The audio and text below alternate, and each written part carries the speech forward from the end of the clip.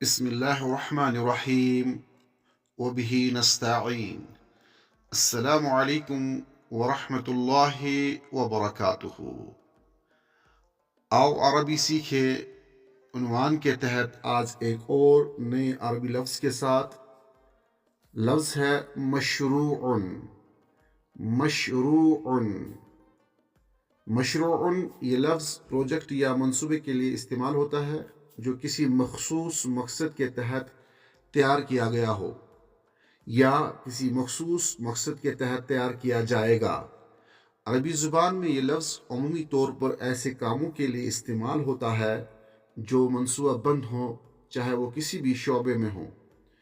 مشروع یہ واحد ہے، اس کا جمع ہے مشاریع، ای خطۃ او عمل ينفذ من اجل وصف معین. اور اس لفظ کو ہم اپنی روزمرہ کی گفتگو میں، اپنے کلام میں، اپنی تحریر میں کس طرح استعمال کر سکتے ہیں. تو آئیے استعمالات کو سمجھنے کی کوشش کرتے ہیں کہ مختلف استعمالات کیا ہو سکتے ہیں اس لفظ کے.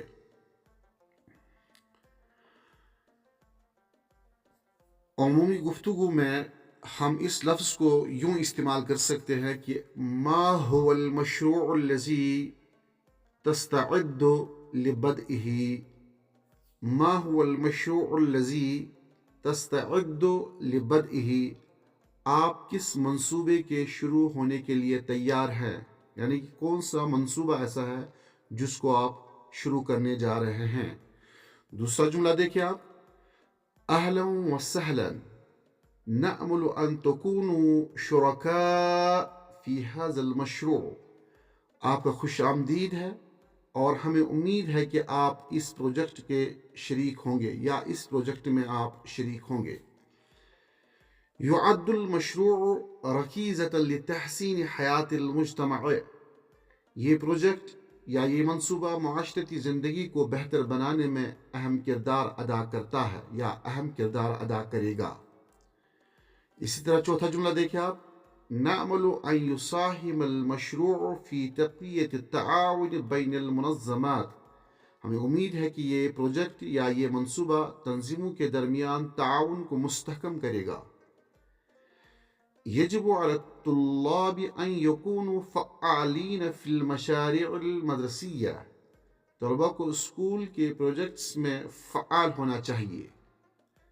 اور اسی طرح چھٹا جملہ دیکھیں آپ، یستحسن ان ننمی ابداع الاولاد من خلال مشاريع ممتعہ.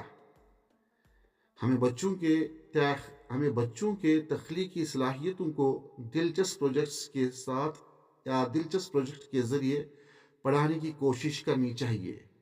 یستحسن ان ننمی ابداع الاولاد من خلال مشاريع ممتعة. ہمیں بچوں کے تخلیقی صلاحیتوں کو دلچسپ پروجیکٹس یا دلچسپ منصوبوں کے تحت یا ذریعے پڑھانے یا بڑھانے کی کوشش کرنی چاہیے. دلچسپ پروجیکٹس کے ذریعے